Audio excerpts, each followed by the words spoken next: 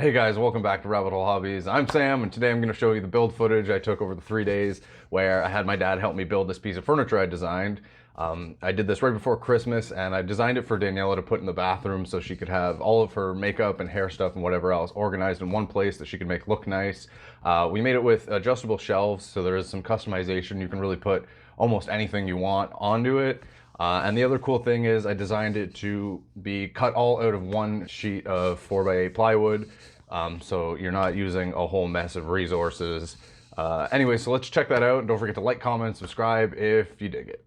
So the first thing we have to do is set up the saw and get the square edges of the wood, because when I picked up the lumber I had them cut into 4 pieces so I could transport it easier, and we're just gonna make sure we have the square edges up against the fence of the table saw so all of our cuts are square, and we're just cutting out all the different pieces that you saw on the cutout sheet I showed you earlier.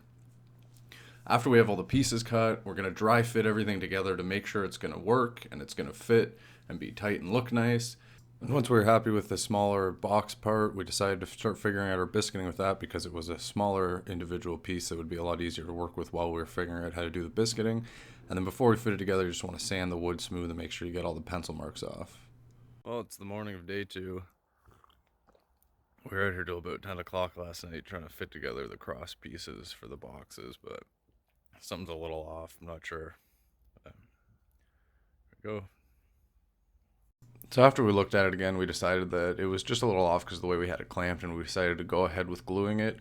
If you're unfamiliar with biscuiting, you essentially just take the biscuit joiner and set it to the size biscuit for what you're using. In this project, we use number 20s, and once it's set to that size, the fence doesn't allow the blade to make a hole any bigger than half the size of the biscuit you're using, so that each piece of wood you're joining essentially gets half the biscuit. And when you're gluing it, you want to use a glue that'll allow for some absorbency so that the wooden biscuit will absorb some moisture and swell, and then that pressure or friction that's created by the swelling mixed with the strength of the wood glue is what holds the piece together. Once you're happy with your glue, get some clamps and just let it harden.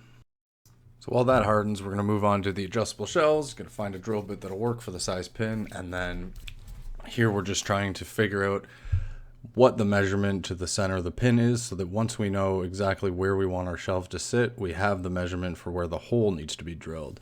This did take a little bit of playing around, but eventually we did get it set. We wanted this measurement to be super accurate because we were designing the shelves and the shelf spaces for a specific sized bin, and we wanted to make sure that at each setting that the shelves could be set at, there would always be an adequate amount of room for anything that we had envisioned being stored there. Once we were happy with the setting on that, it's time to mark out all the holes across all 3 boards. The middle board obviously gets them on each side, and then with the drill bit we found earlier, we're going to drill the holes.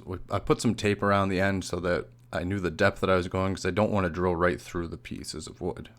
And here you can see me just checking to make sure the depth is correct on all of them. Since the boards were already lined up, we decided it'd be a good time to drill in the holes for the piece of dowel we're going to add on as a towel holder, or to hang necklaces or whatever else you might want off of it. So I'm just drilling in those holes now. And then another quick sand just to make sure we get any of the burring and pencil marks off. Now that all the holes are drilled, it's time to set up for the biscuiting for the rest to build the frame. And here we're just putting a line down so that we know where the bottom and top are going to have to sit. Just filing down some extra biscuits, and it's time to start making the holes to fit the sides, center, top, and bottom all together. Here you can see our 3 pieces ready to go. The center one is obviously shorter because it has to fit inside. And the reason I'm filing down these extra biscuits is because we did have a little bit of an issue with some of the biscuit holes we made. They didn't line up exactly correct, and we found if we sanded down some of the biscuits, it gave us a little bit more wiggle room. With the frame all ready to go, it's time to biscuit out the holes for this box shelf that's going to sit in there, so we can dry fit everything together and make sure that it's all going to fit.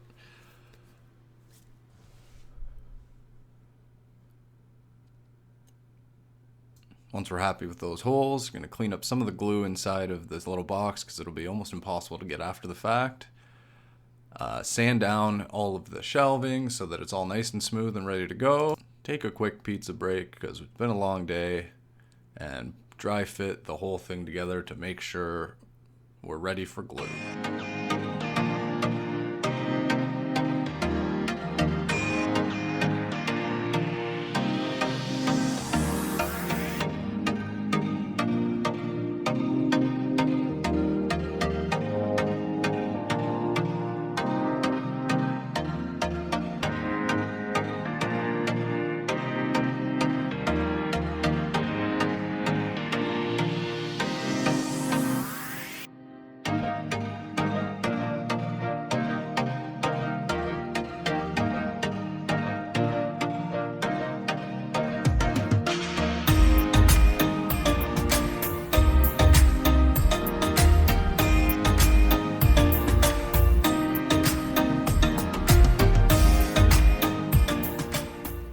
it's all dry fit together, we have to take it apart and sand it, and then put it together with glue and clamp it.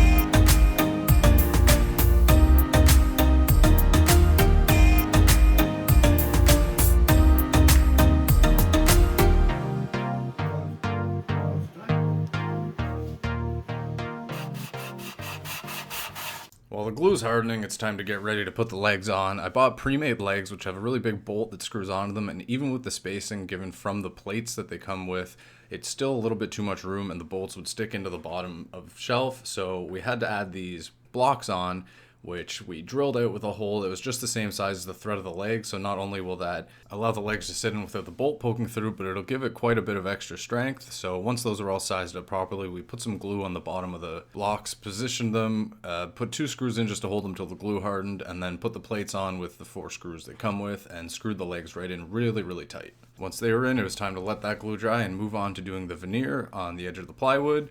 So the veneer is a really thin piece of wood that has glue on it, which you iron on with a hot iron to melt the glue into the face of the plywood so that it hides all the different edges. But it is quite a bit wider than the wood we're using because it is made to fit all kinds of different wood. So we tried planing and sanding it off where we could. Put some more of it on into these boxes, which was a little bit trickier to clean up because of the space in there. So I found that using a blade to carve it out worked really well, and you just had to be really careful and delicate to make sure that I didn't scratch anything. Now that everything's glued, sanded, and ready to go, it's time to get the color going. We made our own mixture of Danish oil. We used 2 parts natural to 1 part cherry, and you can see the piece of wood under the rag. We tried out a few different mixtures to see which color we liked best, and this turned out to be the best color that we thought, so we decided to go with the custom mix. And once we got it all mixed up, it's time to start applying it. So what you want to do with Danish oil is grab a rag and make sure you coat everything with a fairly liberal amount. You don't want to be shy.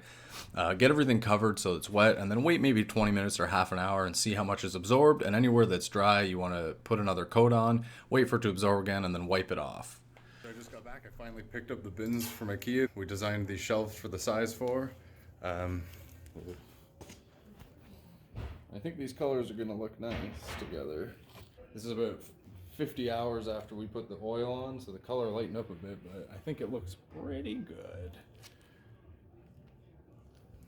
I think this is gonna be good.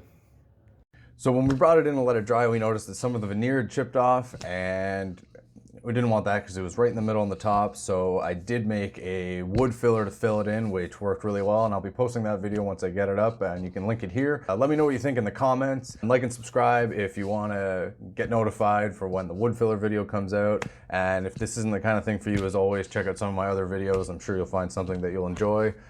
Adios.